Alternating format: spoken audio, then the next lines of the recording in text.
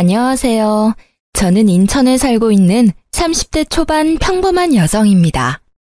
코로나가 심해서 여행은커녕 멀리 사는 가족들 얼굴도 못 보던 게 바로 엊그제 같은데요. 이제는 상황이 많이 나아져서 해외여행도 떠나고 멀리 사는 가족들도 걱정 없이 만날 수 있어서 참 다행입니다. 저는 코로나가 터지기 직전까지 비행기 객실 승무원으로 일했습니다. 스튜어디스 일은 코로나 바이러스 때문에 그만둔 게 아니라 그 즈음에 제 건강이 많이 안 좋아져서 퇴사했었어요. 제가 퇴사하고 나니 급작스레 돌연변이 바이러스가 생겼다길래 저도 깜짝 놀랐습니다. 그 이후로 같이 일하던 동료들은 비행을 쉬는 날이 더 많아지고 순환 근무를 하다 보니 다들 저 따라 퇴사를 많이 하더라고요. 저는 처음에 제 커리어를 버리고 싶지 않아서 퇴사를 하는 게 맞나 고민을 많이 했었는데요. 지금 생각해보니 제가 만약 퇴사하지 않고 버텼어도 빌어먹을 코로나 때문에 일을 결국 그만뒀을 거라 생각이 듭니다. 게다가 제가 승무원 일을 그만둔다 해도 제가 일했던 경력이 다 사라지는 건 아니니까요. 다만 승무원 그만두고 다시 자리 잡기까지는 시간이 꽤 걸렸습니다. 오늘은 제가 승무원으로 일하면서 만났던 돈 무지하게 밝혔던 한심한 전남친을 손절하게 된 이야기를 들려드리려 합니다. 그 전에 간단히 저희 집안 이야기부터 말씀드리자면 저희 아버지는 음악가세요. 아버지께서는 작사, 작곡을 둘 다 하셨는데 현재는 일을 쉬고 계세요. 8년 전 위암에 걸리셔서 그때부터 경제적인 활동은 하지 못했습니다. 젊은 시절 어머니께서는 경제적인 조건보다 오로지 아버지 인품만 보시고 결혼하셨대요. 가난한 예술가인 아버지께서 돈이 어디 있으셨겠어요. 하지만 정말 부자는 마음이 넓은 사람이잖아요. 제가 어렸을 때나 기억 속이나 지금이나 저희 아버지께서는 한결같이 가족을 아끼시고 사랑하시는 다정한 분이셨어요. 그래서인지 저도 엄마처럼 아빠를 닮은 사람이랑 결혼하고 싶다는 생각을 많이 했습니다. 음악가인 아버지께서는 수입이 일정하지 않았고 벌어도 그 벌이가 많지 않으셨대요. 그래서 어머니께서는 항상 일을 하셨습니다. 작은 회사 격리로 일하시던 어머니께서는 저를 임신하시고부터 회사를 그만두고 경력이 단절되셨습니다.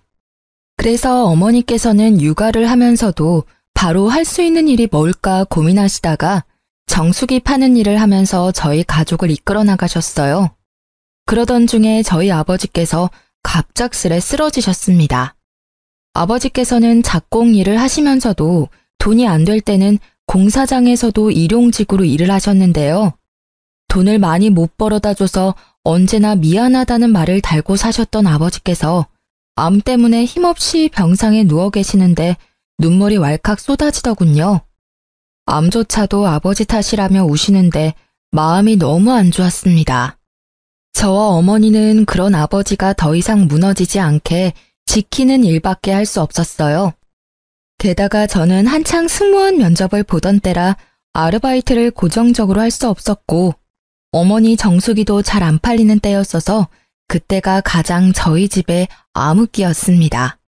그즈음 정말 운 좋게도 저는 그토록 바라던 항공사에 최종 합격을 했습니다. 그렇게 아버지가 치료에만 전념할 수 있도록 항공사를 3년 동안 열심히 다녔어요. 대학병원에서 독한 항암 치료와 수술을 병행했고 다행히 아버지는 그 힘든 병마를 이기셨죠. 퇴원하시고 나서 간병에 힘쓰셨던 엄마는 다시 정수기 회사에 복직하셨습니다. 그때쯤 저는 욕심이 많아서 회화학원을 등록했어요. 외국인분들과 소통을 할 수 있는 정도였지만 조금 더 유창하게 잘하고 싶었거든요. 남자친구와의 첫 만남은 바로 그 직장인 영어학원에서였어요. 제가 비행 근무 시간이 바뀌거나 비행이 연착되면 시간이 없어 승무원 머리를 풀지 못하고 학원에 갔는데요. 그 뽕이 들어가고 올백인 머리 스타일을 어필하고 하는데 어떤 남자가 제 헤어스타일을 보고 아는 채 말을 걸어오더군요. 승무원 준비생이신가 봐요. 아, 네. 저도 아는 동생이 그쪽 분야에 일해서요. 열차 승무원? 아니면 항공 승무원? 어떤 쪽 준비하세요? 항공 승무원이요. 너무 예뻐요. 승무원 꼭 붙을 것 같아요. 저는 한 번도 대화 나눈 적 없는 사람이 살갑게 말을 걸어오는 게 좀 불편했습니다. 제 몰골도 일하다 와서 형편없다고 생각했으니까요. 그래서 애써 가짜 웃음을 짓고는 불편하게 수업을 들었어요. 하지만 남자는 아랑곳하지 않고 서로 친해졌다고 생각했는지 복도에서 종종 마주칠 때마다 참 반갑게도 인사를 하더라고요. 성아씨, 안녕하세요. 네, 안녕하세요. 전 처음엔 아예 관심이 없어서 이름조차 몰랐는데 그 남자는 제 이름을 기억하고 엄청 친근하게 부르더라고요. 그것조차 부담스러워서 저는 늘 딱딱하게 대답하곤 했습니다. 하지만 한결같이 만날 때마다 제게 반갑게 웃으며 인사하는 사람한테는 눈길이 갈 수밖에 없더라고요. 보다 보니 성격도 쾌활하고 사람이 괜찮아 보였어요. 연애라고는 고등학교 때 선배 짝사랑한 거 말고는 해본 적 없는 저는 남자에 대해서 잘 몰랐거든요. 당연히 남자 보는 눈이 그때 있을 리가 없었죠. 처음에는 거절했는데 우연히 승객으로 탄 그 사람을 우연히 만나게 됐는데요. 조금 알고 지냈다고 그 순간 얼마나 반갑던지. 지금 생각해보면 그날따라 무척 힘들었던 비행이어서 그랬던 것 같네요. 그 사람은 혹시나 저를 만날까봐 챙겨왔다며 주섬주섬 간식 꾸러미를 내밀었습니다. 그 따스함에 반했던 것 같아요. 남자도 그때부터 더 적극적으로 제게 대시했습니다. 서로 사귀기 시작하고 알게 되었죠. 남자친구는 평범한 회사원이었어요. 역시나 제가 처음 봤던 첫인상 그대로 사람 참 좋아하고 대인관계 원만하고 잘 웃고 쾌활하고 뭐 그런 사람이었어요. 사실 지금 30대에 그런 놈을 만났더라면 실체를 알아차렸을 텐데. 그땐 저도 지금보다 순수하고 어렸기 때문에 첫눈에 반했다는 남친의 말에 넘어가고야 말았습니다. 그런데 연애를 하다 보니 딱 한 가지 걸리는 게 있었어요. 돈 씀씀이가 너무 해프더라고요. 옷이나 신발을 보면 언제나 준 명품은 되는 브랜드였고 가방은 300만 원이 훌쩍 넘는 명품이더라고요. 여자인 저보다 가방을 자주 봤거든 남친을 보고 처음엔 신기했습니다. 관심 분야가 다르다지만 똑같이 월급 300만 원 받으면서 매달 새로운 아이템 샀다고 자랑하는 남친에게 저도 모르게 잔소리를 하고 있더라고요. 자기야, 나는 달마다 저축에 적금까지 빠져나가면 별로 안 남던데 자기는 어때? 나? 나는 월급 받아도 크게 저축이나 적금 같은데 돈 넣지는 않으니까. 아무래도 너보단 여유롭지? 난 현재 충실한 편이거든. 뭐? 저축이랑 적금을 안 하고 있다고? 왜? 뭐 문제 있어? 아니, 요즘엔 다들 적게라도 적금 한두 개는 들고 있어, 오빠. 우리도 지금부터라도 저축하고 살자, 응? 우리라니? 내가 돈 벌어서 내가 쓰겠다는데 우리라니. 아니, 우리 한 살이라도 젊고 이렇게 벌고 있을 때 한 푼이라도 아끼는 게 좋잖아. 매번 자기 쇼핑하는 거 옆에서 보면 몇십이 아니라 많게는 100 단위로 쓰는 것 같아서 나 사실 조금 걱정돼.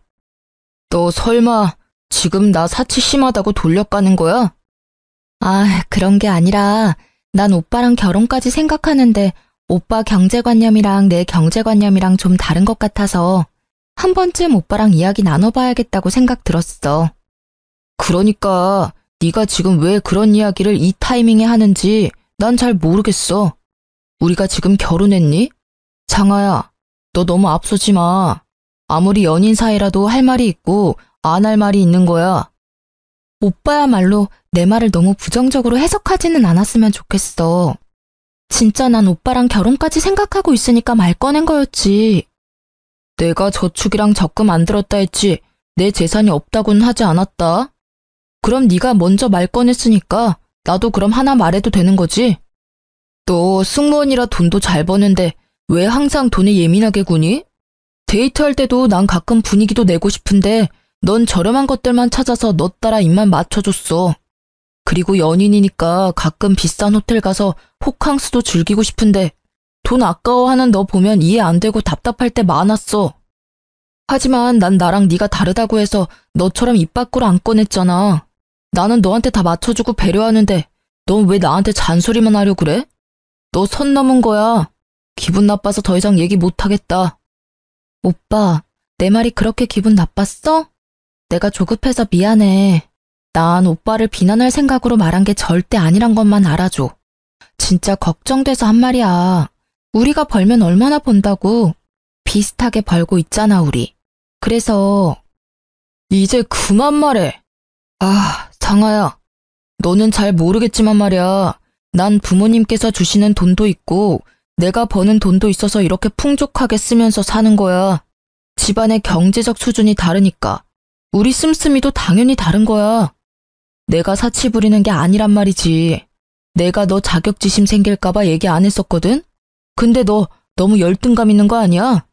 네가 하도 잔소리를 하니까 나도 좀 듣기 거북해서 진짜 솔직히 말하는 거야. 알았어, 오빠. 그만해. 싸우기 싫어. 싸움은 네가 먼저 걸었잖아. 그렇게 저희는 한참 동안 같은 자리에서 똑같은 말싸움을 하고 한 달 동안이나 냉전을 가졌습니다. 그렇지만 결국 둘 다 화해를 원했고 저희는 다시 예전처럼 돌아올 수 있었습니다. 오빠는 욱해서 심하게 말해서 미안했다고 사과를 했고 저는 가끔 분위기 낼 겸 오빠 입맛에도 맞추겠다고 사과했죠. 지금 생각해보면 그때 왜 다시 만나기로 했는지 제 스스로가 굉장히 멍청하다고 생각들었습니다. 그런데 그 남자를 전부 다 겪고 나서 다시는 그런 남자 안 만나야지 하고 인생을 배우는 기회도 됐던 것 같아서 이제는 자책하며 후회는 안 하려고 합니다. 그때는 제가 더 어렸어서 판단력이 흐렸거든요. 그냥 남친의 말을 들으니 제 자신이 궁상 맞은 거란 생각도 들고 남친의 말대로 집안의 경제적인 상황은 각자가 다르니 씀씀이도 다를 수 있겠구나 생각했네요. 그래서 그 순간은 미친 듯이 창피해서 그 이후론 돈에 관한 얘기는 절대 안 꺼냈습니다. 그냥 재력에 따라 다르게 사는 거라 틀린 게 아니라 다를 수밖에 없는 어쩔 수 없는 일이라 생각했어요. 그 이후로는 남친의 집안이 경제적으로 풍족한 집안이란 것도 자연스레 알게 됐습니다. 남친도 굳이 숨기려 하지 않았어요. 어머님이 해주셨다는 비싼 명품 시계를 보고 한번 몰래 속으로 놀라기도 했습니다. 자세히 알지는 못했지만 남친의 말로는 어머니께서 금융업계에서 일하신다 하셔서 제가 얼마나 남친에게 가짜는 조언을 했나 싶어 얼굴이 화끈하기도 했어요. 당연히 돈에 대해 잘 아시는 어머님께서 잘 관리하실 거라 생각이 들었으니까요. 그래도 외제차를 타고 다니고 명품을 좋아하는 남친은 남들이 보기에 허세는 있어 보였지만 심성은 착하다고 생각했어요. 집이 여유로워도 딴 길로 안 새고 회사도 착실하게 잘 다니고 있었으니까요. 무엇보다 남자친구가 저희 부모님께 굉장히 살갑게 구는 모습이 예뻐 보였어요. 아들처럼 굴면서 능글맞게 밥 한 끼 얻어먹는 남친의 인간적인 모습이 참 좋았거든요. 어머니, 오랜만에 어머니가 해주신 된장찌개 먹고 싶어요. 아이고, 어깨 주물러준 값으로 얼마든지 먹고 싶은 거 내가 다 해줄게. 저는 그냥 청양고추 가득 썰어 넣은 된장찌개 말고는 다른 반찬 필요 없어요. 둘이 뭐야? 나 왕따 시켜? 우리 딸 분발해야겠어. 아들이 주물러주는 게 훨씬 시원하더라. 치, 엄마 딸 서운해? 뭐해? 경쟁자. 이제 어머니 밥하실 동안 아버님 다리 주물러 드리러 가자.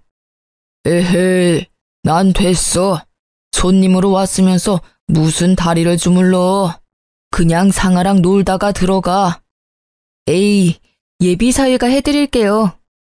예비사위는 무슨, 식장 들어가기 전까지 모른다. 아빠께서는 매번 식장 들어가기 전까지는 모른다며 남친의 손길을 거부하셨어요. 가끔 아빠의 냉정한 모습에 서운해하는 남친을 보며 엄마께서는 분위기만 내는 거지 진지하게 받아들이지 마라 하셨죠. 그런데 요즘은 엄마께서 전 남친 얘기만 나오면 잘해준 게 후회되신다며 엄청 억울해하세요. 그럼 아빠는 이렇게 말씀하시곤 합니다. 여보, 그니까 내가 식장 들어가기 전까지는 아무도 모른다고 했지요? 그러니까요, 여보. 앞으로는 내가 꼭 당신 말 새겨드릴게요. 역시 우리 집에서 당신이 제일 현명해. 엄마, 아빠 죄송해요. 하나밖에 없는 딸내미가 남자 번호는 없어서 그런 놈 만나서요. 아니다. 너가 왜 미안해하니? 다 인생 경험이지. 그럼 그런 남자를 만나봐야 이상한 놈 거르고 좋은 놈 만나지. 이렇게 역시 아빠가 제일 현명하시다고 지금까지 저희 가족에게 회자되는 일입니다. 그럼 이렇게 사이좋았던 제 남자친구가 왜 전 남자친구가 됐는지 그 이유가 슬슬 궁금하실 것 같아요. 놀랍게도 헤어지자는 말은 제가 아니라 남자친구 입에서 먼저 나왔습니다. 결국 결판 지은 건 저였지만요. 아무래도 제가 승무원이다 보니 부모님 주변 분들 중 선자리를 권유하시는 분들이 많았습니다. 선자리 거절하는 것도 행복한 고민이시라며 엄마께서는 자연스레 남친과 결혼은 언제쯤 할 거냐고 여쭤보셨습니다. 결혼도 어느 정도 모은 돈이 있어야 하는 거잖아요. 저는 돈 때문에 망설이는 것도 없지 않아 있었습니다. 그래도 결혼을 하게 된다면 당연히 남친이랑 하겠지. 제 마음속으로 늘 생각했어요. 부모님은 그런 제 마음을 알아채셨는지 아빠의 저작권료 통장을 제게 내미시더라고요. 딸, 그동안 아무리 힘들어도 아빠랑 내가 이 통장은 안 건드렸다. 나중에 너 결혼하는데 단 몇 푼이라도 보태고 싶어서 말이다. 나중에 통장 정리하고 그 안에 있는 돈은 너 결혼 자금으로 써. 엄마, 아빠. 부모님의 응원에 저는 용기를 내서 남친에게 결혼에 대해 물어봤습니다. 오빠, 우리 결혼 말이야. 당장 구체적으로 계획을 세우는 건 아니더라도 대충이라도 그려놔야 하지 않나? 결혼? 그런데 생각보다 남친의 반응이 뜨뜨미지근하더군요. 그날은 그렇게 결혼에 대해 제대로 이야기도 못 해보고 대화가 흐지부지 흘러갔습니다. 게다가 집에 돌아와 생각해보니 남친과 2년가량 만났는데 저는 남자친구 집에 한 번도 놀러 간 적이 없더라고요. 남자친구 아버님은 돌아가셨고 어머님 한 분 계셨는데 매번 남친의 입으로만 안부를 듣고 한 번도 인사드린 적이 없다는 걸 그제야 깨달았습니다. 먼저 그런 말 꺼낸 적 없던 남친에게 은근히 서운도 했고 오히려 남친은 살갑게 저희 집에 잘 오는데 제가 미처 못 챙긴 건 아닌가 아차 싶기도 하더라고요. 자기야, 주말에 집에 한번 와. 엄마가 보고 싶으시대. 진짜? 우리도 이제 혼기 꽉 찼으니까. 연애만 하다가 헤어지는 커플들 많이 봤으니까 저도 남친과 그런 사이가 될까봐 좀 걱정스러웠는데 저 혼자만 헛물켠 게 아니라 생각하니 너무 행복했습니다. 저는 과일 바구니를 들고 남친 집을 찾아갔습니다. 그런데 마중 나온 남친의 얼굴이 어둡더라고요. 오늘 너무 힘준 거 아니야? 어머님께 잘 보이고 싶은 마음에 그런데 이렇게 중요한 날 묘하게 웃지도 않고 기분이 안 좋아 보이는 남친이었어요. 남친의 집에 도착하니 생각했던 것과는 달라 속으로는 당황스럽기는 했습니다. 남친의 본가는 조금 허름하고 많이 낡은 주택이었습니다. 그동안 남친이 본인의 씀씀이를 합리화시켰던 부유함과는 거리가 멀어 보였어요. 저는 그 점이 싫은 게 아니라 남친이 해왔던 말과는 전부 다르니 속으로는 좀 황당했습니다. 제가 뭐라고 말을 꺼내지도 않았는데 남친이 한마디 하더군요. 여기도 곧 재개발 될 거야. 그래서 아직까지 안 팔고 엄마께서 두시는 거야. 아, 그래? 저는 그냥 그렇구나. 내가 또 뭘 몰랐구나 싶었어요. 요즘 부동산 투자한다고 사서는 그곳에 실거주하시는 분들도 많으니까요. 어쨌든 남친의 말과는 조금 다른 풍경의 집이었지만 저는 아무런 내색하지 않았습니다. 그런데 제가 밝게 웃으며 남친의 엄마에게 인사드리니 돌아오는 건 시큰둥한 반응뿐이었어요. 안녕하세요, 어머님. 얼굴이 반반한 게 다가 아니야. 네? 너 승무원이라고? 거기서 언제까지 일할 수 있는데? 가족이면 항공권은 공짜로 받을 수 있나? 난 죽어라 이래서 한평생 내 아들 먹여 살렸다. 너도 설마 결혼한다고 일 그만둘 생각은 아니지? 난 살림도 바깥일도 다 할 수 있는 완벽한 며느리를 원한다.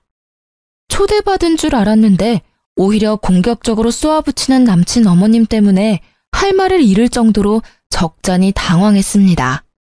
아, 좀! 엄마, 우리 방금 왔잖아. 앉으라고 말부터 안 하군. 상아야, 여기 앉아. 남친도 그 상황이 짜증나는지 잔뜩 예민해 보였어요. 알아서 앉으면 되는 거지 뭘 앉으라고 말해야 앉아? 아, 죄송합니다. 실례하겠습니다. 집에 어른들은 뭐 하시니? 에휴, 없는 집끼리 만나면 무슨 미래가 창창하겠어. 너도 참 너 좋다는 넉넉한 집 딸들 두고 왜 이런 애를? 사람 앞에 앉혀두고 무안하게 만드는 남친 엄마 때문에 정말이지 도망가고 싶더라고요. 아, 네. 저희 엄마는 정수기 회사에서 일하시고요. 아버지께서는 음악가세요. 아버지는 몸이 안 좋으셔서 현재는 쉬고 계십니다. 뭐? 엄마가 정수기? 아유, 게다가 아빠는 뭐? 아니, 결혼해서도 부양해야 하는 거 아니야? 참 곤란하다. 넌 어디 아픈 데 없냐? 건강한 거 맞아? 아들, 이 상황 엄마는 매우 당황스럽다. 엄마, 얘기 좀 제대로 들어보고 말씀하세요. 아버님 암투병 하셨었는데 지금은 완치하셨어요.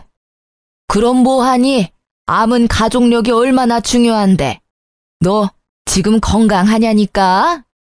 저 일하면서 건강이 조금 나빠져서 승무원은 일은 올해까지만 하면 어떨까 생각하고 있습니다.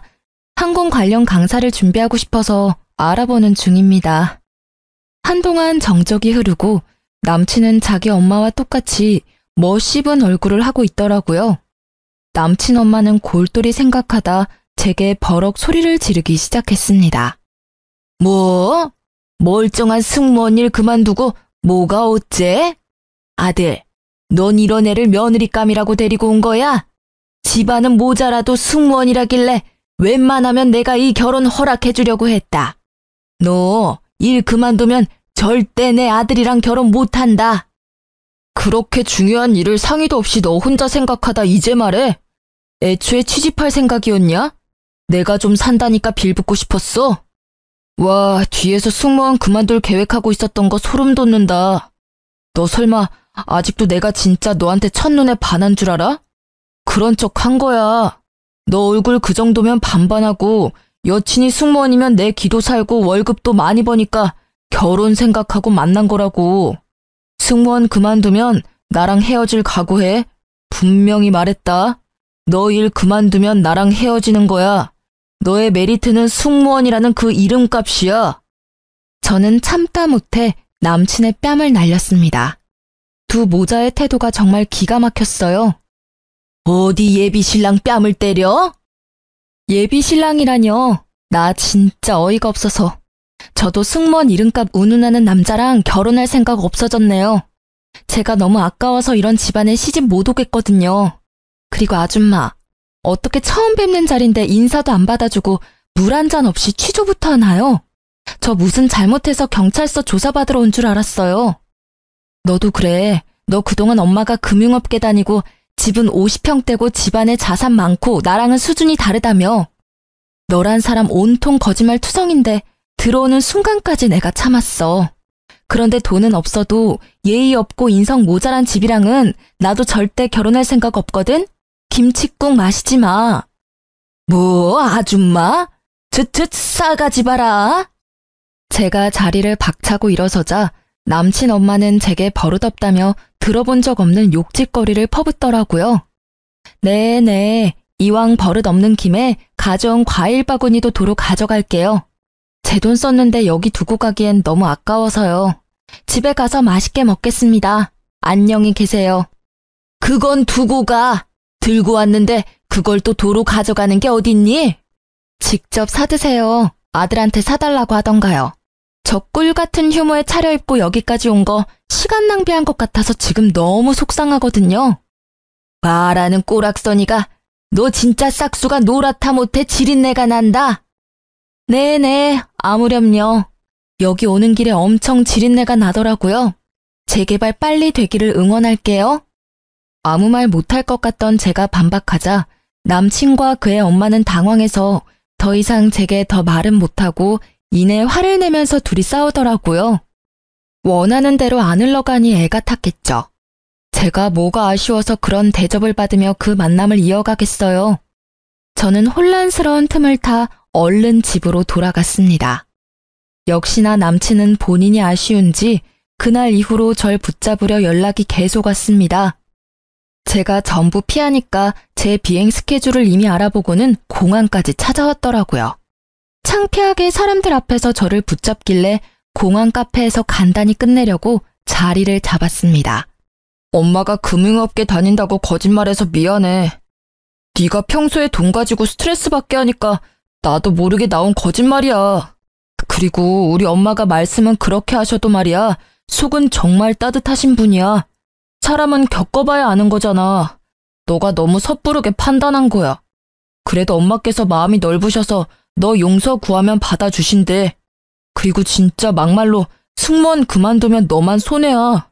엄마랑 나는 너 인생이 진심으로 걱정된 거지. 그렇다고 어떻게 그렇게 한순간에 남처럼 굴어? 진짜 나랑 헤어지기라도 할 거야? 너 나 껍데기만 보고 만난 거라며. 네가 실토해놓고 나랑 계속 만날 수 있을 거라 생각했니? 그리고 너도 너지만 너희 어머니 진짜 사람 불러놓고 무안 주고 윽박 지르며 막말까지. 됐고 더 이상 말 섞기도 싫어. 나 승무원 그만둘 거고 네가 네 입으로 나 일 그만두면 우리 헤어지는 거라며. 나 이미 회사에 퇴사 통보했고 너랑 깔끔하게 헤어지는 거야. 알겠니? 찾아오지 마. 아, 찾아와도 난 없을 거니까 찾아오던지 말던지 너 알아서 해라. 야, 너 진짜 승무원 그만둬? 이제 뭐 먹고 살려고 그래? 너 집에 돈도 없잖아. 그럼 지금이라도 나 붙잡아야 하잖아. 자존심 부리지 마. 내가 특별히 하자 있는 너네 집안 눈 감아 줄 테니까 너도 자존심 그만 부리고 나한테 와. 그 정도 했으면 됐잖아? 너 미쳤니? 지금 나보고 뭐? 하자? 맞잖아. 너네 아빠 완치하셨다지만 또 언제 어떻게 될지 모르는 거잖아. 막말로 암은 또 재발할 수도 있고. 조소가 섞인 놈의 말에 저는 그 자리에서 뺨을 갈기고 싶었는데 유니폼을 입은 상태라 겨우 참았습니다. 그 대신 교양 있게 말로 그놈을 처참하게 만들어줬어요. 나 공항이라서 이 정도 참았지. 바뀌었어 봐. 너 아작냈어. 야, 남의 인생 혼수 두기 전에 네 인생이나 돌아봐. 너 그러다 곧 파산할걸? 저번에 네가 형편에 맞게 씀씀이가 다르다며. 진짜 웃기고 가짠다. 뭐? 재개발? 지나가던 개가 웃겠다. 너 그렇게 안 봤는데 지금 우리 집 평가하는 거야? 좀 낡기는 했어도 그거 우리 엄마 집이야. 재개발 가능성도 있거든? 게다가 우리 엄마 나한테 손 한 번 안 벌리시고 지금까지 열심히 일하시면서 나 용돈 주시는 분이야. 모욕하지 마. 너야말로 지금 보니 나 껍데기 보고 만난 거 아니야? 내가? 널 뭘 보고? 아, 내가 말 안 했었나? 우리 집 곧 이사해. 뭐? 무슨 돈이 있어서? 네가 알 바야? 거짓말하지 마. 돈 나올 구석 없는 집안인 거 내가 뻔히 아는데. 맘대로 생각해. 그대로 무시하고 가려하자 전 남친은 궁금한지 끝까지 물고 늘어지더라고요. 간신히 공항 보안팀의 도움을 받아 그 끈질긴 놈을 퇴치할 수 있었습니다. 이게 다 어떻게 된 일이냐고요? 아빠가 주셨던 저작권료 통장을 정리했더니 아빠의 말씀과는 다르게 상상도 못할 엄청난 액수가 들어있었습니다. 아빠는 제가 정리해온 통장 내역을 보시곤 엄마와 한참 우셨었죠. 그동안 정신없이 사느라 몰랐는데 어떤 프로그램을 통해서 옛날 아버지가 작곡한 노래가 많이 이슈가 됐더라고요. 그 계기로 계속 저작권료가 들어오는 듯 했습니다. 살다 보니 이런 날도 있구나 싶었어요. 그 뒤로도 그놈은 술 취해서 제발 다시 생각하라며 돈은 어디서 난 거냐 집착을 해대서 저는 번호도 바꿨습니다. 무시하고 차단해도 어떻게 이 번호 저 번호로 다양하게 연락을 해왔거든요. 저희 부모님께서도 모든 사실을 아시고 경악하셨어요. 제가 조금 순화해서 전달해 드렸는데도 엄마께서는 뭐 그런 놈과 그런 막대 먹은 집안이 있냐며 굉장히 화를 내셨습니다. 아빠께서는 여전히 식장 들어가기 전까지는 아무도 모른다 했지 라는 말씀만 하셨어요. 그렇게 시간이 또 흐르고 저희 가족은 새 아파트로 이사를 앞두고 있을 때였어요. 부모님께서는 아파트를 제 명의로 계약하라고 하셨습니다. 어차피 제게 물려줄 거 일찍 물려주시겠다고요. 제가 나중에 결혼하면 두 분은 물 좋고 공기 좋은 고향 땅에서 살고 싶다 하셨죠. 그런데 결혼은 고사하고 그 미친놈 때문에 연애든 결혼이든 다 질려버렸거든요. 평생 이렇게 부모님과 살면 좋겠다 생각하고 집을 고른 건 부모님께 지금도 비밀입니다. 아파트 잔금 다 치를 겸 부동산 이모랑 마지막으로 한 번 더 집을 보러 갔을 때의 일인데요. 아파트 부동산 앞에서 어떤 젊은 남자가 엄청 요란하게 통화하고 있었어요. 월세 보증금에서 까라고요. 몰라요. 배째요. 나가라고요? 누구 맘대로? 참나, 고작 3개월밖에 안 밀렸는데 정없게 이러시면 안 되죠. 다른 곳에서 많이 자취해봤지만 1년 가까이 못 내도 이해해주고 보증금에서 까시는 분들 많이 있었어요. 말도 안 되는 말을 늘어놓는 걸 보고 부동산 이모께서는 한숨을 쉬시며 저런 분들이 간혹 있다고 하셨어요. 저는 그렇구나 하며 힐끔 봤는데 전 남친이라 깜짝 놀랐습니다. 그거 참 더럽고 질긴 인연이다 싶어서 얼굴을 가린 채 사무실 안으로 들어갔죠. 아파트와 오피스텔이 같이 있는 곳이었는데 부동산 이모께 들으니 그 오피스텔이 신축이라 보증금도 높고 월세에 관리비까지 100만 원이 넘는 돈이었어요. 비싼 오피스텔에 덜컥 입주해서 월세 못 내서 저런 사람 많다며 골치 아프다고 하셨죠. 그동안 그렇게 사치 부리더니 돈에 허덕이는 꼴까지 보니 아주 우스웠습니다. 그런데 통화가 다 끝나고 부동산 안으로 전 남친이 들어오는 바람에 저를 발견하고 말았습니다. 조금 있으면 담당자 올 거니까 조금만 기다리세요. 저는 나가봐야 해서요. 예. 볼일 보고 오세요.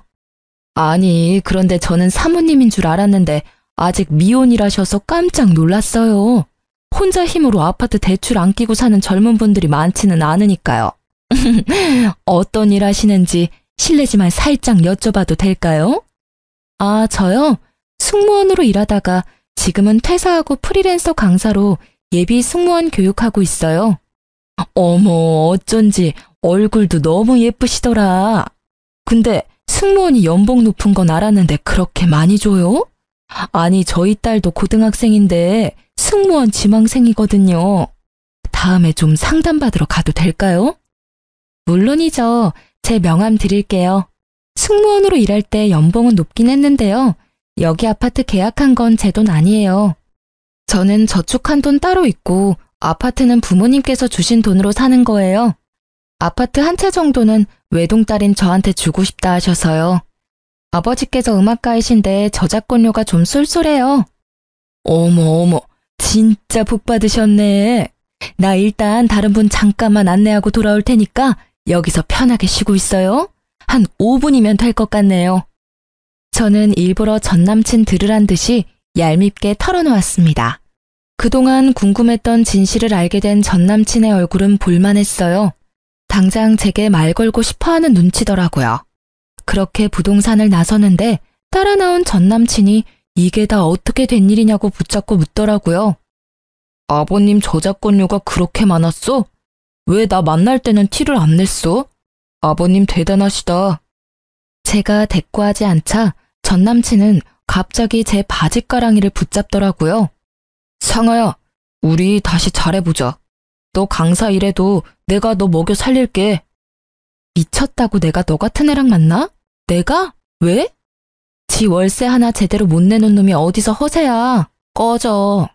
다시 한번 충고하는데 너 인생이나 똑바로 살아. 상아야, 제발. 너 많이 화난 거 알아. 근데 장인어른 말고도 집안에 남자가 한 명쯤은 있어야지. 장인어른? 너 미쳤어? 드디어 정신이 가출한 거야? 우리 아빠 편찮으시다고 비웃을 때는 언제고 돈 많으시다니까 군침 흐르니? 이거 안 놔? 너 같은 버러지 놈을 우리 집에서 왜 받아주겠니? 그땐 내가 너무 철이 없었어. 그때라 해봤자 몇 개월 전인데 지금은 좀 낫고? 어머, 두 분 아는 사이세요? 그때 부동산 이모께서 다시 다가오셨고 저는 순진한 얼굴로 말했습니다. 모르겠어요. 저 아세요? 왜 이러세요? 어머 총각, 왜 모르는 아가씨 바지가랑이를 잡아요? 그러다 잡혀가요. 놈은 등짝을 몇 대 맞고서는 허탈한 얼굴로 사라지더군요. 너무 통쾌했습니다. 그런데 가족들과 아파트로 이사하고 전 남친을 다시 여기서 마주치게 될까봐 너무 찝찝했어요. 부동산 이모에게 은근슬쩍 물어보니 그 인간 결국 집주인에게 쫓겨났으니 걱정하지 말라더라고요. 이모 말로는 젊은 사람이 빚은 또 얼마나 많은지 우편함에도 빚 독촉 우편이 한가득이었다며 다시 돌아올 일은 없을 거라고 하셨네요. 진짜 한심한 인생이라고 생각했어요. 그놈 제가 예전에 씀씀이 충고한 거 들었으면 그 꼴은 안 나지 않았을까요? 자업자득이라 생각했습니다. 저는 전 남친도 쫓겨났다 하고 걱정거리가 싹 사라졌습니다. 그런데 또 곧바로 정말 기가 막힌 일이 생기더라고요. 엄마가 오랫동안 다니셨던 정수기 회사를 그만두신 지도 2년이 넘었었죠. 엄마 정수기 다닐 때 알던 동생이야. 아들이 너무 사고만 치고 다녀서 그거 매번 갚고 다니느라 정작 수중에 모은 돈도 없대. 내가 짠해서 해줄 건 없고 정수기라도 비싼 거 해주려고.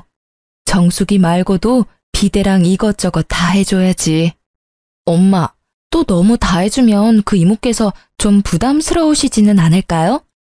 나 잘된 거 다 뻔히 알고들 있는데 오히려 안 해주면 엄마가 욕먹을지도 몰라.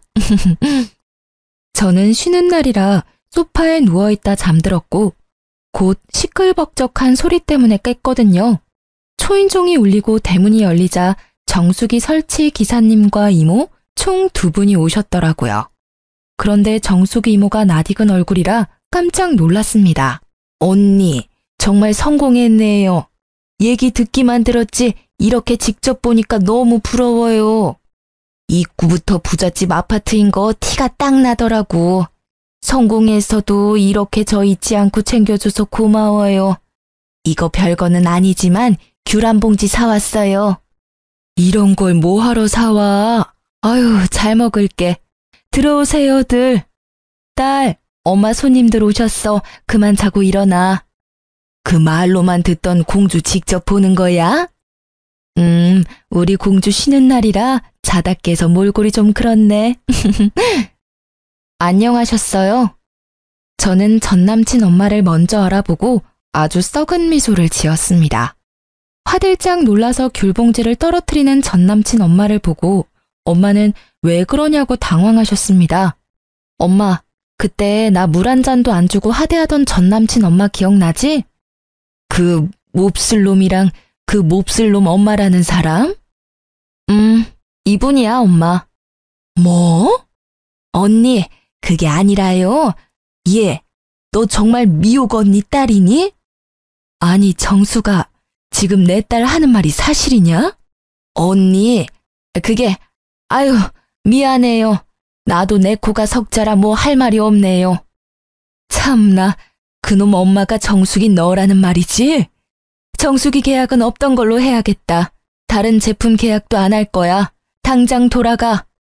기사님 죄송해요. 설치 안 해주셔도 돼요. 제가 출장비는 입금해 드릴게요.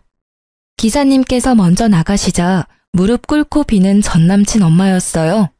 언니, 내가 미안해요. 그런데 내가 요즘 좀 힘들어서 그런데 이번 계약만 좀 어떻게 안 될까요? 당장 내 집에서 나가라. 내 딸이랑 더 이상 한 공간에 있는 꼴 못 봐. 저기 아줌마, 집에 과일이 많아서요. 귤은 도로 가져가서 아들이랑 드세요.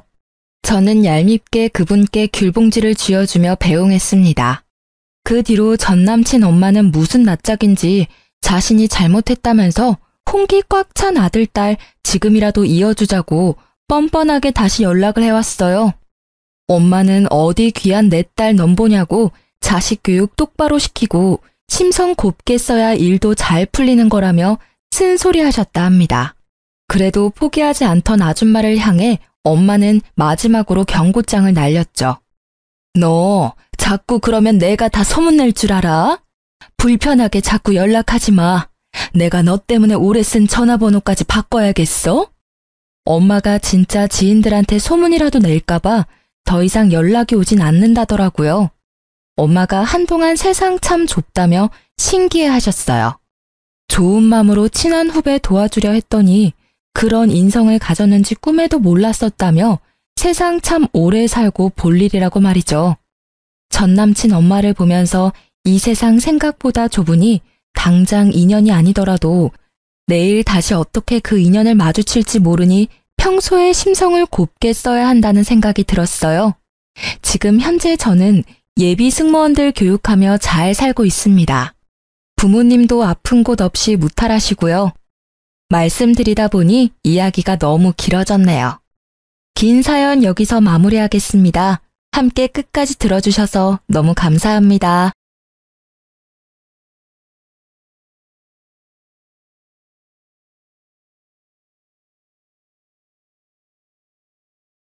안녕하세요. 저는 인천에 살고 있는 29 평범한 여자입니다. 예전에는 TV에 연애 프로그램이 하면 전부 다 챙겨서 봤었는데요. 요즘은 현실적인 사연 라디오를 더 많이 듣고 있습니다. 퇴근하고 캔맥주 마시면서 사연 라디오를 들으면 스트레스가 풀리기도 하고 가끔은 혼자 과몰입할 때도 많아요. 그래서인지 한 번쯤 제 사연을 보내보고 싶었습니다. 저는 이남 1녀 중 막내딸로 태어났습니다. 저희 남매는 나이 차이가 그리 많이 나지는 않았지만 어렸을 때부터 오빠들은 저를 딸내미 대하듯 살뜰히 챙겨줬습니다.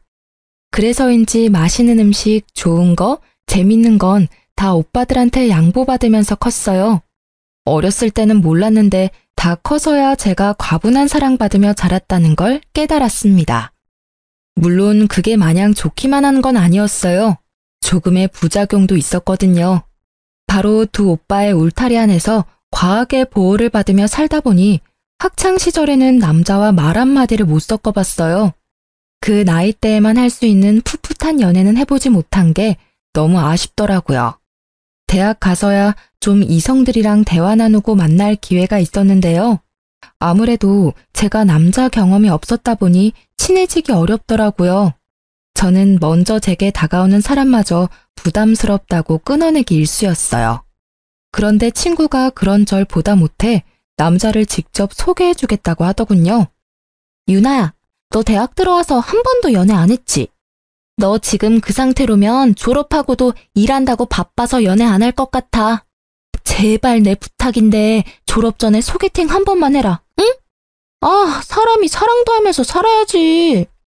소개팅은 좀 부담스러운데 자연스럽게 만나고 싶어. 자연스러운 만남 추구? 자만추? 야, 너가 지금 찬밥 더운 밥 가릴 때야? 자연스럽게 만나봤자 낯가리고 대화도 제대로 못할 거면서. 가볍게 소개팅을 먼저 시작해보고 경험 쌓아서 남자분을 눈을 키워야지. 친구는 저를 놀리거나 한심하게 생각하는 게 아니라 진심으로 제 청춘이 아깝다며 안타까워했습니다. 그러다 졸업 직전 저는 소개팅을 받기로 결심했습니다. 그때 만난 게 남편이었어요. 그런데 남편은 연애 경험 없는 저마저 혀를 내두르게 만드는 아주 쑥맥인 남자였습니다. 저랑 눈도 제대로 못 마주칠 뿐더러 카페에서 메뉴 하나도 척척 주문을 못 하더라고요. 그럼에도 제가 마음에는 들었는지 소개팅 후 애프터를 신청하더군요. 저는 당연히 거절했어요. 그런데 운명의 장난일까요? 제가 대학 졸업 후에 곧바로 취업을 못했었거든요. 취업하기 전까지 용돈이라도 벌려고 아르바이트 면접을 봤는데 그곳에 소개팅을 했던 그 남자, 지금의 제 남편이 일하고 있었어요. 분명 그때 전혀 이성적인 호감이 안 느껴졌던 사람인데 같이 아르바이트 하면서 힘든 일을 겪다 보니 어느새 정이 들어버리더군요. 남편은 연애는 쑥맥이었어도 사회 경험은 저보다 훨씬 많은 사람이었으니까요. 태어나 난생 처음 알바를 하는 저와 달리 그는 여러 아르바이트를 해왔어서 그런지 제가 헤맬 때마다 능숙하게 많이 도와줬습니다. 자연스럽게 의지를 많이 하게 됐고 저는 그렇게 첫 연애를 시작했습니다. 그렇게 연애 시절을 보내고 그와 결혼을 결심했을 때 저희 오빠들은 부모님보다 더 결혼을 강력하게 반대했습니다. 남친 집 형편이 조금 안 좋았거든요. 연애는 몰라도 결혼은 비슷한 수준의 집이랑 해야 한다고 오빠들은 저를 다그쳤습니다. 저희 오빠들은 둘 다 공무원이어서 더 좋은 짝 주변에서 찾아주겠다며 어떻게든 제 마음을 돌리려 하더군요. 막내야, 너 진짜 남자 보는 눈이 왜 그렇게 형편없는 거니? 네 남자친구가 고객센터에서 일하는 건 우리 집이랑 아무 상관없어. 하지만 내 매제될 사람이 고객센터에서 일하는 건 많이 다르지. 형이랑 내 주변에 다 공무원이야. 그래서 우리는 당연히 적어도 넌 공무원 남편 만날 줄 알았어. 우리가 네 짝으로 봐준 사람들이 있으니까 제발 이 결혼 다시 생각해봐. 공무원만 직업이야, 오빠? 왜 직업만 보고 그렇게 사람을 판단해? 그 사람 고객센터에서 나름 우수사원이야. 성실하고 일하고 있는데 직업 비하는 하지 말아줄래? 너 위해서 하는 소리야. 그 사람을 비하하고 싶은 마음 하나도 없다. 사람은 저마다 수준에 맞는 사람을 만나야 한다는 소리야. 그래야 결혼 생활도 평탄할 거란 말이야. 너 그 집안 감당할 수 있겠어? 그땐 오빠들의 말은 귀에도 안 들어왔고 제 눈엔 남자친구만 보였습니다. 남친은 본인 나름대로 열심히 사는 사람이었거든요. 넉넉한 집안도 아니었고 좋은 회사를 다니는 건 더더욱 아니었지만 그때의 남편은 불금에도 놀지 않고 대리운전을 해서 투잡을 뛰는 성실한 사람이었습니다. 저는 그런 남편을 보고 앞으로 무슨 일이 생기더라도 가족들은 먹여 살릴 사람이라 생각했어요. 게다가 저 역시 결혼해서도 일을 쉴 생각이 없었기에 둘이 배고를 일도 없겠다 안심했습니다. 오빠들은 끝까지 반대하다가 남편을 한번 제대로 만나보고는 사람은 좋더라면서 제게 사과했습니다. 부모님께서도 끝내 막내딸이 좋아하는 남자면 인성만 좋으면 됐다 하셨고요. 그렇게 저는 친정가족이 반대했던 결혼을 해냈습니다. 그래서인지 더더욱 잘 살고 싶었어요. 남편은 어렸을 때 시부모님께서 이혼하셔서 시모랑 시누이랑 살았어요. 사람은 착한데 여동생 있는 것 치고 센스가 너무 부족했던 남편은 제가 연애하면서 많이 고쳐놔서 사람으로 만들었어요. 연애 초반에는 뭐 맛있는 거라도 먹으러 가면 저보고 먹어보라는 소리도 없이 허겁지겁 남편이 혼자 다 먹어버려서 벙찐 적도 있었습니다. 그때 화를 안 내고 저는 아무도 안 뺏어 먹는다고 어린아이한테 알려주듯 남편에게 말했어요. 몇 번 그러더니 나중에는 반성하고 식탐 부리는 걸 고치더라고요. 그리고 제 선물을 받기만 하고 한 번도 따로 선물을 안 챙기길래 가끔은 선물 받고 싶다고 솔직하게 말했습니다. 그랬더니 화들짝 놀라더라고요. 자기가 받고만 있는지 정말 인지를 못하고 있었대요. 저는 사랑은 주고받는 거라고 기념일에 소소한 선물이라도 좋으니 준비해달라고 말 그대로 교육을 시켰습니다. 저희 남편은 빙빙 둘러서 말하는 것보다 직설적으로 말하면 긍정적으로 바뀌었거든요. 그렇게 발전하는 모습 보고 당장 내일 그리고 몇 개월, 길게는 몇 년 후에는 남편이 더 괜찮은 남자가 될 사람이라 믿었습니다. 지금 하나하나 돌이켜보니 정말 저는 그 사람을 사랑해서 결혼했던 것 같네요. 그런데 그 사랑도 결국은 결혼 후 시댁 문제로 차갑게 식어버리더군요. 팔은 안으로 굽는다고 남편은 그냥 제 사람이 아니라 여전히 시댁 장남에 불과했습니다. 여보, 동생이 못 본 지 오래됐다고 식사 같이 하재.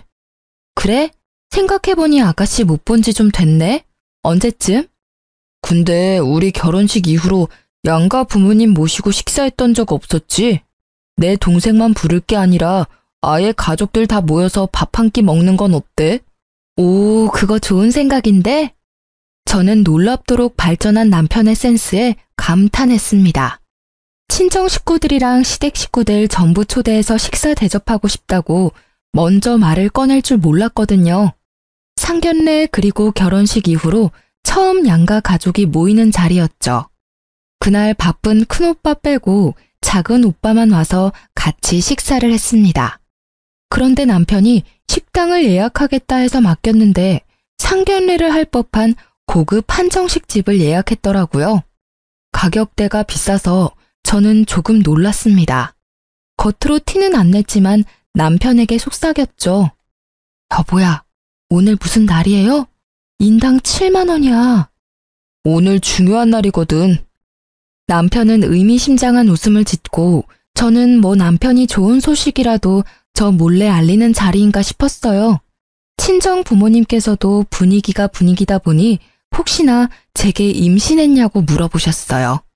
아니라고 말씀드리고 기왕 간 거 맛있게 먹었습니다. 많은 발전은 했지만 아직은 부족한 남편의 센스에 알려줄 게 늘었다고만 생각했어요. 무슨 날도 아닌데 가족들 모일 때마다 고급 한정식 집을 갈 수는 없는 거니까요. 그런데 요즘 애들 말로는 플러팅이라고 하죠. 저희 작은 오빠 옆쪽에 앉은 시누이가 관심 있는 이성을 은근슬쩍 꼬셔내듯 작은 오빠 팔에 은근한 터치를 하고 요상한 웃음을 흘리는 겁니다. 시누이의 행동을 보고 저는 그만 깜짝 놀랐습니다. 사돈, 부추전이 너무 맛있어요. 좀 드셔보세요. 예상 못한 신우의 터치에 저희 오빠는 대답도 안 하고 젓가락질을 멈추더군요. 그러면 그만둘 법도 한데 여전히 과한 관심을 보이는 시누이 때문에 제 얼굴이 다 화끈거렸어요. 거기다 시모는 한술 더 뜨셨어요. 막내딸이 눈치 없게 오빠들보다 먼저 시집가서 사돈 근심이 많으시겠어요. 그런데 보니까 사돈 총각도 그렇고 우리 딸도 그렇고 둘 다 결혼 정년기네요. 이렇게 된 거 둘이 짝을 이루면 어른들 고민도 없을 텐데. 네? 괜찮습니다. 지들이 알아서 맞는 짝 찾아서 결혼하겠죠. 엄마는 불쾌한 티를 숨기셔도 얼굴 표정에서 다 드러났고 친정아빠는 어머님의 의도를 파악 못하고 웃어 넘기셨습니다. 그런데 시모는 멈추지 않고 갑자기 겹사돈 얘기를 꺼내셨죠. 저 농담 아니고 진심으로 말씀드리는 거예요. 사돈 총각 정말 사윗감으로 놓치기 싫어서요. 겹사돈이면 명절에 이렇게 자주 모이고 얼마나 좋겠어요? 엄마, 식사 다 끝내시고 말씀하신다면서요. 괜히 당사자들 쑥스럽게 왜 그래요? 시모는 신우와 저희 오빠를 연결시키려는 분위기를 만들었고 한술 더 떠 신우는 부끄러워했어요. 뭐 인연이 된다면야 겹사돈이 될 수도 있지만 난데없이 당사자 의견은 물어보지 않고 이런 자리를 만들었다는 게 좀 황당했습니다. 게다가 신우이는 오래 사귄 남자친구가 있었거든요. 아가씨 남자친구 있으시잖아요. 아니, 그놈이랑은 헤어질 거야. 결혼까지 생각하고 만나는 거 아니고 정 때문에 만나는 거지. 암튼 사돈 총각 절대 그놈은 신경 절대 안 써도 돼요. 넌 눈치도 없게 그걸 지금 말이라고. 제 말에 당황해서 어쩔 줄 몰라 하는 시누이 대신 시모가 대신 입장을 말하는데 그 말들도 참 웃겼습니다. 지금 사돈 처녀 만나는 사람도 있는데 겹사돈 이야기 하신 거예요? 아까부터 진짜 너무 불쾌하네요. 진지한 관계 아닙니다, 사돈. 이건 정말 예의가 아닌 것 같으시네요. 어머님, 곧 헤어질 사이예요. 깊은 관계 아닙니다. 오해하지 마세요. 아니, 사돈 처녀. 어머님이랑 부르지 말아줄래요? 이게 무슨 경우 없는 상황인지 모르겠네요. 이미 식사 분위기는 엉망이 됐고 부모님은 집으로 돌아가셨습니다. 내내 잠자코 참고 있던 둘째 오빠는 남자친구가 있다는 말에 역시나 화가 났는지 자리를 박차고 일어났습니다. 이게 도대체 무슨 상황이지? 먼저 들어가 보겠습니다. 저는 사돈한테 일말에 관심 없고요. 잘 될 마음도 없습니다. 오히려 불쾌하네요. 종아야, 오빠 먼저 갈게. 나중에 연락하자. 오빠. 그렇게 식사를 끝마치지도 못하고 친정 식구들은 집으로 갔어요. 여보, 형님께서 계산 안 하시고 그냥 가셨대. 그래서 이 비싼 밥값 내가 계산 다 하게 생겼어. 빨리 형님한테 연락 좀 드려봐. 그게 무슨 소리야? 밥 한 술도 제대로 못 두고 간 우리 오빠가 왜 계산을 해야 해? 이 상황에 지금 그게 할 말이야? 여보야, 화내지 말고 이성적으로 생각해봐. 우리가 감당하기 너무 비싸잖아. 형님께 이체해달라고 연락 좀 해보면 안 돼? 울상짓는 눈치 없는 남편을 보고 저는 어이가 너무 없었어요. 자기가 온 식구 다 불러 모아놓고는 왜 우리 오빠 보고 계산하래? 어머 얘, 너 그러다 내 아들 잡아먹겠다. 뭘 그렇게 도끼 눈을 하고 애한테 따져? 내가 사돈 총각이랑 내 딸 한번 이어주려고 자리 마련해보라 시켰다. 그게 뭐가 잘못됐니? 참나, 돈도 잘 벌면서 이 정도 식사값도 계산 안 하고 그냥 가다니? 어머님, 저 도저히 이해가 안 가서 그러는데요. 왜 저희 오빠가 식사값을 당연히 계산해야 하나요? 그리고 지금 이 상황 저도 너무 속상하고 화나요. 새언니, 왜 속상해요? 제가 더 서운해요. 저 남자친구 있는 건 뜬금없이 저한테 물어보지도 않고 왜 공식적으로 말한 거예요? 저랑 오빠랑 잘 되면 언니한테도 좋은 일이잖아요. 아가씨, 남자친구랑은 헤어지셨어요? 아직 안 헤어지셨잖아요. 맞는 말 했는데 왜 아가씨가 화내세요? 화낼 사람은 바로 저예요. 가벼운 말싸움 후 그만하자며 시모와 시누이도 결국 자리를 뜨더군요. 다음에 얘기하자고 얼버무리면서요. 그 와중에 남편은 제 기분을 살피지도 않고 아직도 뭐가 잘못됐는지 모르는지 철없이 용돈 다 썼다며 계산서를 제게 내밀더라고요. 그날 50만 원 넘는 돈 썼는데 아무도 제대로 된 식사를 못했어요. 저는 집에 돌아와서야 남편에게 제대로 따졌습니다. 당신 처음부터 그런 불순한 의도로 우리 식구들 부른 거였어? 그것도 난 기분 더러운데 우리 오빠가 계산 안 했다고 투덜거리는 모습도 최악이더라. 누가 당신 보고 비싼 한정식 예약하랬어? 누가 우리 오빠한테 아가씨 소개시켜 달랬냐고. 지금 이게 도대체 무슨 상황인데? 불순한 의도라니, 기분이 더럽다니, 말 좀 가려서 해라. 그리고 소리 지르지 말고 이야기해. 차분히 얘기하란 말이야. 아니, 다 큰 남녀 소개시켜주는 자리를 꼭 세세하게 말하고 진행시켜야 해? 어색한 분위기 말고 자연스럽게 분위기 형성한 거잖아. 우리 엄마께서 얼마나 무안하셨겠어? 당신 그렇게 안 봤는데 너무 매정한 것 같아. 충분히 좋게 위트 있게 넘길 수도 있는 상황이었어. 게다가 오빠로서 지금 내 동생 남친은 비전이 없어. 결혼시키기 싫다고. 이렇게 가까이에 좋은 신랑감 있는데 내가 망설일 이유가 있겠어? 동생 위해서 용기 한번 내본 거라고. 근데 당신 때문에 다 망쳤어. 너나 소리 지르지 마. 이 상황에 무슨 교양을 따지니? 너 지금 네가 뭘 잘못한 건지 모르지? 나 당신 부인이야. 간단히 상의라도 했어야지. 그럼 당신이 내 동생이랑 형님 연결시켜 줬을 거야? 아니? 그럼 내가 당신 죽어라 말리기라도 해서 애초에 이런 상황 안 만들었겠지. 오래된 남친 있는 아가씨랑 솔로인 우리 오빠를 왜 엮어? 당신도 아가씨도 참 구제불능이다. 어떻게 그런 발상을 해? 됐고, 2번 다시는 이런 상황 만들지 마. 알겠니? 그리고 오늘 계산한 밥값 다음 달부터 당신 용돈에서 절반은 뺄 테니까 그렇게 알아. 뭐? 그런 게 어딨어. 반반 부담할까 했는데 그냥 네가 다 낼래? 남편은 끝까지 삐죽거리며 제 속을 긁더라고요. 근데 말야, 당신 나한테는 심하게 해도 우리 엄마랑 내 동생한테는 당신 너무 심했어. 따로 사과할 거지? 사과는 내가 받아야 할 입장이거든? 그때 저는 처음으로 남편에 대한 콩깍지가 다 벗겨졌어요. 결혼 전 오빠가 그토록 제 결혼을 말렸던 장면들이 마치 파노라마처럼 제 머릿속을 스쳐 지나갔죠.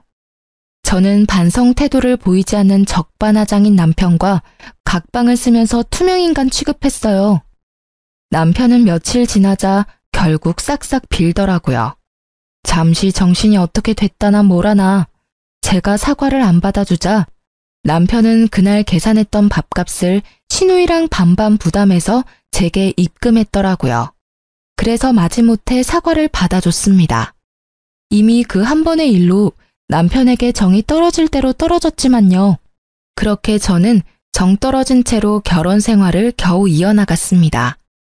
머릿속으로는 이혼 생각도 좀 했던 것 같습니다. 게다가 그 사건 이후로 남편의 행동과 말투가 묘하게 결혼 전이랑 아주 딴판으로 변하더군요. 그러다 결국 지금까지 남편이 제 앞에서 보여줬던 좋은 모습들은 전부 일시적인 변화에 불과했다는 걸 깨달았어요.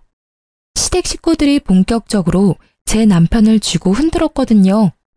남편은 꼭 시모와 시누이의 말에 움직이는 꼭두각시 인형 같았어요. 아직 결혼 안 한 분들이 제 사연을 우연히 듣는다면 제발 결혼할 사람 그 한 명만 보지 마시고 그의 배경도 잘 보고 결혼 상대로 아닌 사람은 초반에 잘 걸렀으면 좋겠습니다. 저는 어리석게도 사서 고생을 했지만요. 얼마 안 가 시누이는 자신의 오래된 남자친구와 초스피드로 결혼식을 올렸습니다. 저도 속에 앙금은 남아있었지만 그때만큼은 잘된 일이라 진심으로 축복해줬습니다. 하지만 나중에 집에 날아온 우편물을 보고 그 진심도 싹 사라지더군요. 저희 부부가 쓰는 거래은행도 아니고 저축은행 우편물이 제 남편 이름으로 와 있길래 저는 아무 생각 없이 열어서 내용을 확인했습니다. 남편은 저 몰래 신용대출을 3천만 원이나 받았더라고요. 혹시 남편이 나 몰래 무슨 사고라도 친 걸까 싶어 너무 놀라 손이 바들바들 떨리더라고요. 여보, 이거 뭐야?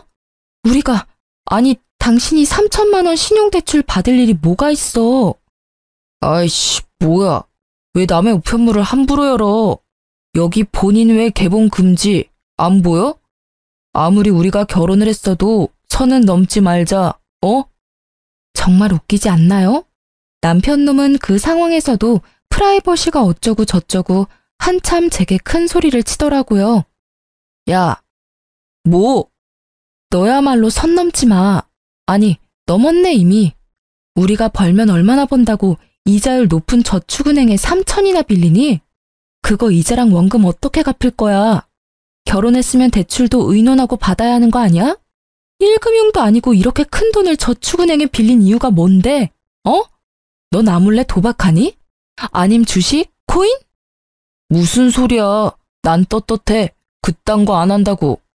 아니, 자기도 형님들이 막내 여동생 결혼한다고 우리 신혼집 해주셨잖아. 형님들은 당신한테 집 해주셨는데 나도 오빠니까 내 하나뿐인 동생 결혼한다는데 뭐라도 해줘야지. 혼수하라고 3천만 원 그대로 다 줬어. 뭐? 그걸 지금 말이라고 하는 거야? 우리 오빠들은 본인들이 번 돈을 차곡차곡 모아서 나 축하해준 거잖아. 이게 그거랑 같아? 너도 네가 모은 돈으로 축하해주던가. 네 수중에 있는 돈 쓰면 내가 말도 안 해. 어떻게 겁도 없이 덜컥 신용대출을 몇 천씩 받아? 게다가 넌 가정도 있는 사람이잖아. 내 의견은 하나도 안 묻고 상의 없이 신용대출 받는 게 정상이야? 당신 마인드 진짜 무섭다. 그게 이자가 얼만데? 너는 뭐 맨날 나보고 상의하래. 이런 것쯤은 나 혼자 결정해도 되잖아. 그럼 외벌이도 아니고 뻔히 너랑 나 맞벌이 하는 거 알고 있는데 어떻게 여동생한테 돈 없다고 말하냐?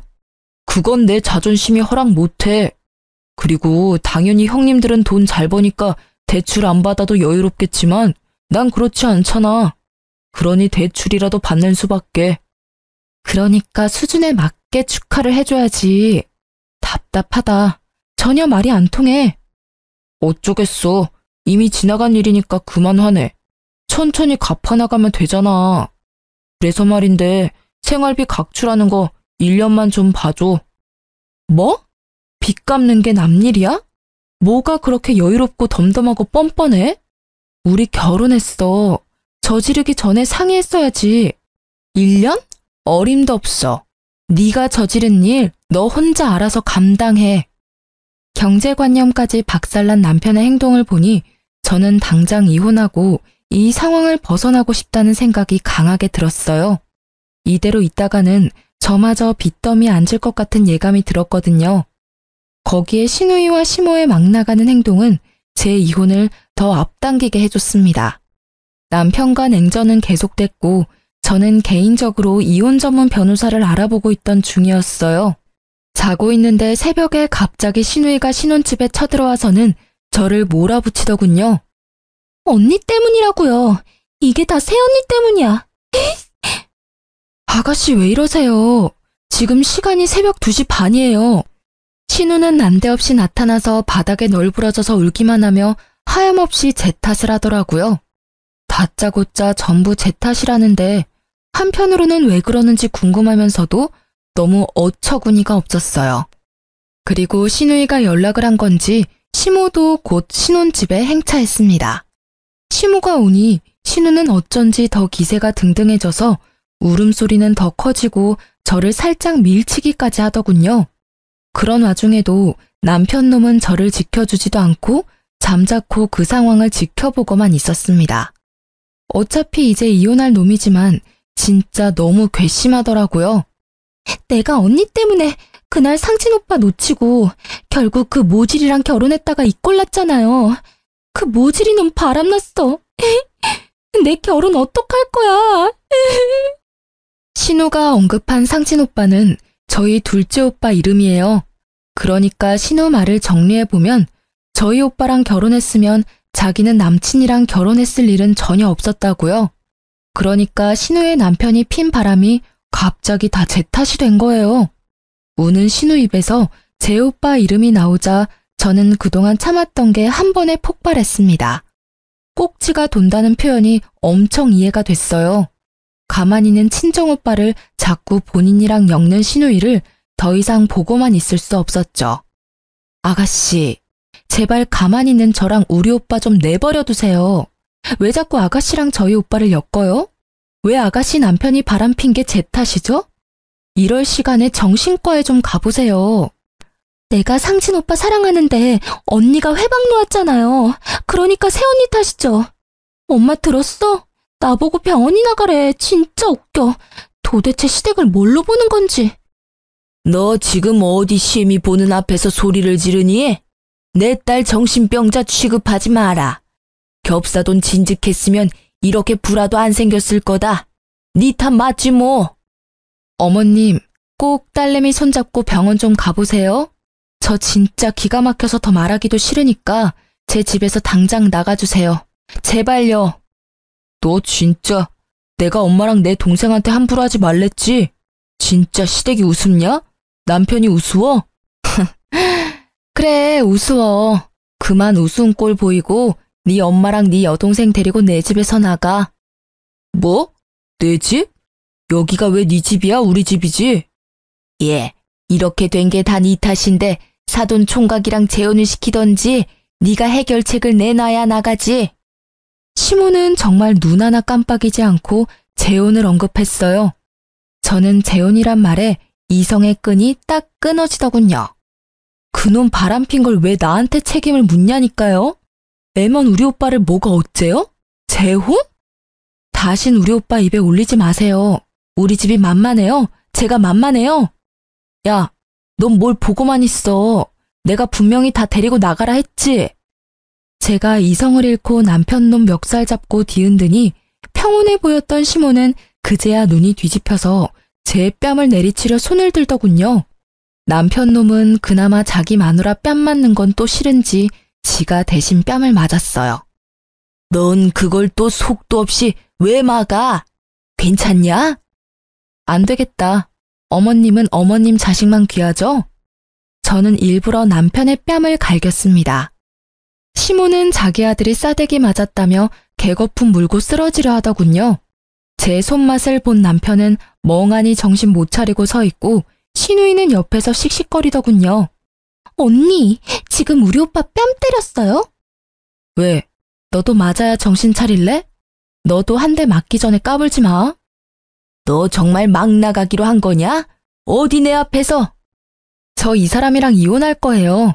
눈에 뵈는 거 없으니까 얼른 나가세요, 당장. 당신 진짜 왜 이래? 잊었어? 여기 우리 오빠가 내 명의로 해준 집이야. 여보세요? 경찰이죠? 출동 좀 바로 해주실 수 있나요? 집주인이 나가라는데 계속 안 나가는 인간들이 있어서요. 저는 망설임 없이 경찰에 신고했습니다. 아니면 상식이 안 통하는 이 사람들과 날이 밝도록 싸울 것 같았거든요. 5분 만에 출동한 경찰들이 가족이라도 명의가 제 집이라 나가라면 나가는 게 맞다고 설명하자 시모와 신우는 온몸으로 발악했습니다. 남편에게도 꼴 보기 싫으니 같이 나가라고 했어요. 남편은 저를 아련하게 쳐다보더니 제발 좀 그만하라고 창피하니까 집에 가자며 시모와 신우이에게 소리치더군요. 그만하라는 말을 진작 좀 해주지. 너무 원망스러웠어요. 진작에 중간에서 본인이 중재했다면 얼마나 좋았을까요? 저는 친정오빠들이 해준 집이 오로지 제 명의라 정말이지 다행이라 생각했습니다. 쉽게 이혼해주지 않는다면 이혼 소송하기에도 충분했죠. 저는 그대로 울다가 지쳐 잠들었는데 일어나 보니 친정오빠의 연락이 가득 와 있었습니다. 오빠? 전화를 왜 이렇게 많이 했어?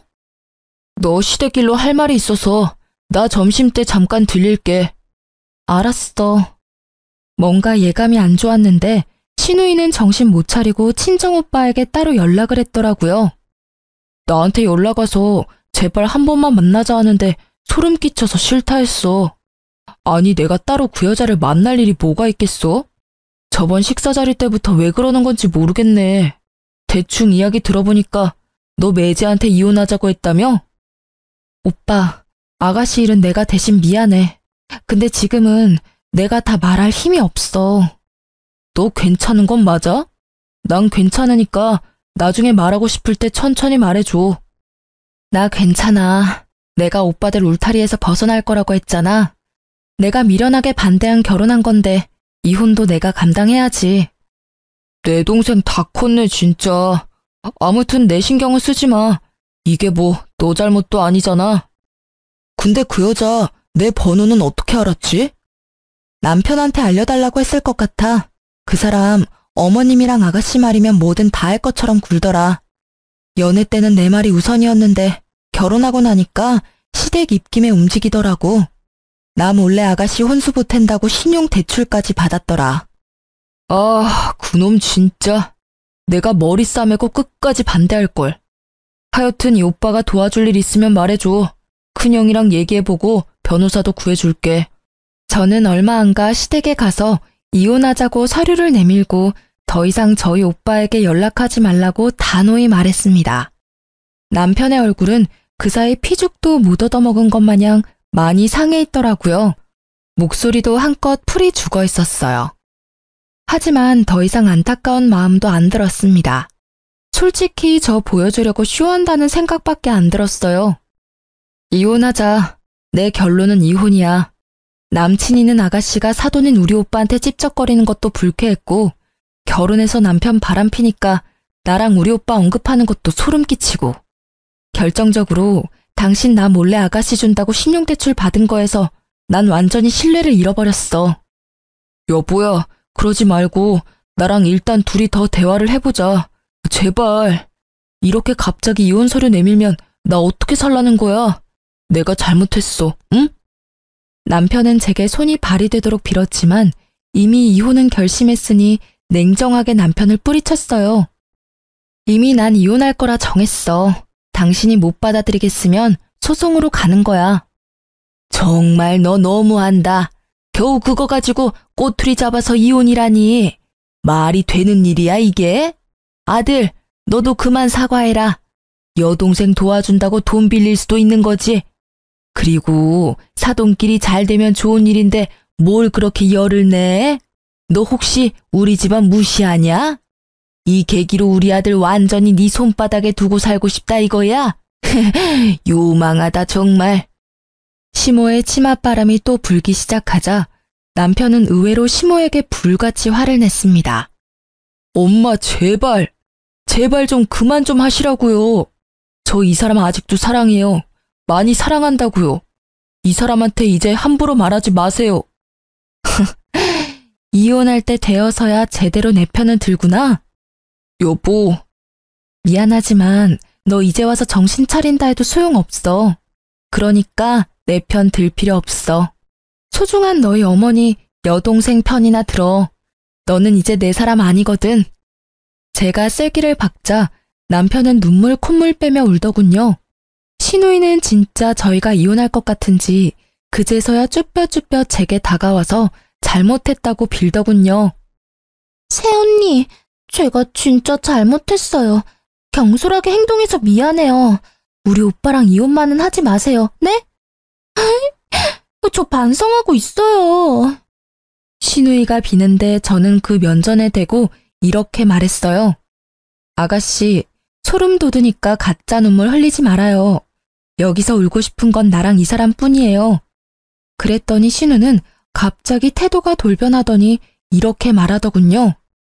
언니, 단도직입적으로 얘기할게요. 맞아요. 언니가 오빠랑 이혼해도 난 아무런 상관없어요. 그런데 이대로 집안 대 집안이 껄끄러워지는 건 정말 싫어요. 나중에 새언니가 내 시누이가 될지 모르는데 그럼 곤란하잖아요. 전 그게 걱정돼요.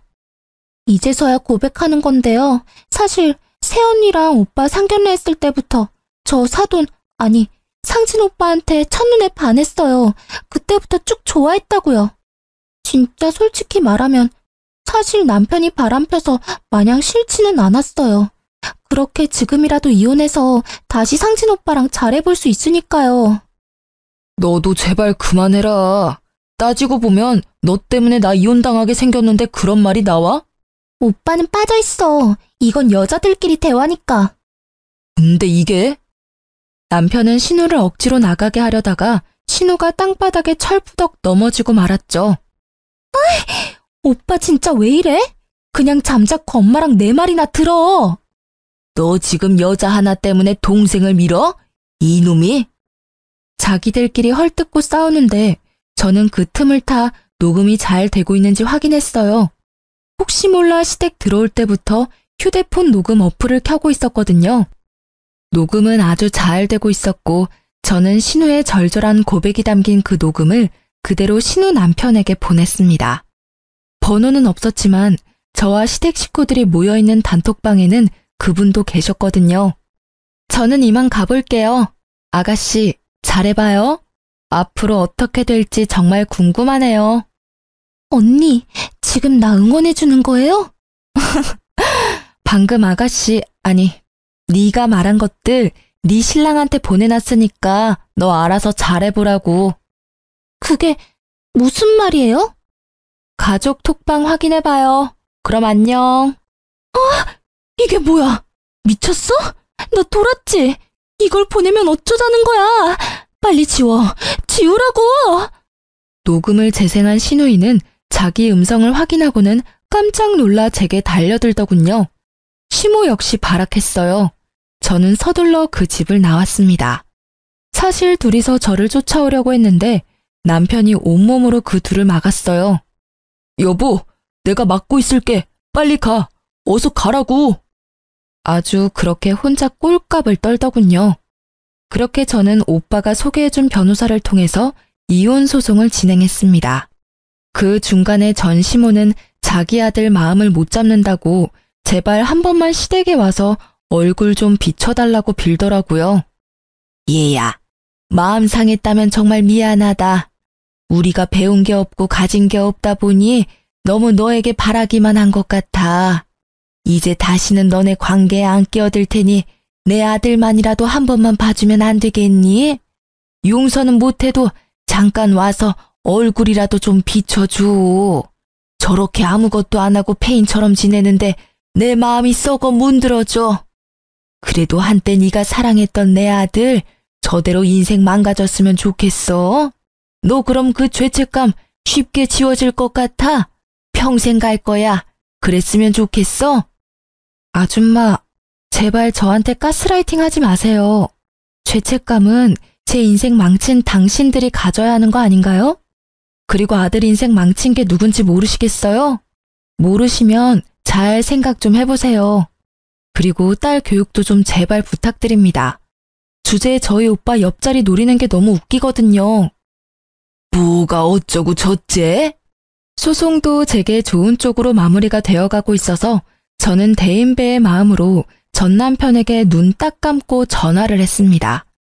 너 그렇게 살다가 평생 그 굴레에서 못 벗어나.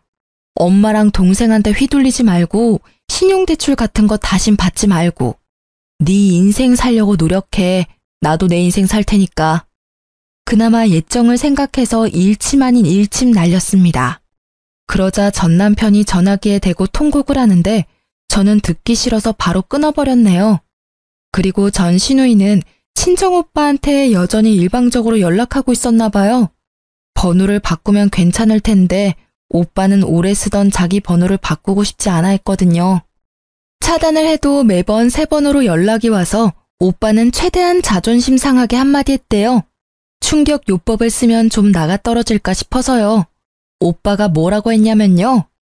저기요, 거울은 봐요? 스스로 주제 파악이 안 돼요. 얼굴이 예쁜 것도 아니야. 뭐 직업은 말해봐야 입 아프고. 아니, 그쪽 뭐 제대로 된 게 있어요? 애초에 사회에서 만났으면 말도 안 섞었을 거예요. 소중한 내 여동생의 가족이 될 사람들이니 그나마 상대해줬다고요. 이제 정신 차리세요, 이혼녀 아줌마. 뭐라고요? 이혼녀 아줌마? 그럼 당신 동생도 똑같거든요? 어떻게 그런 말을 해요? 그리고 나 어디 가서 예쁘다는 소리 듣거든요? 야, 내 동생이랑 어디 감히 비교해.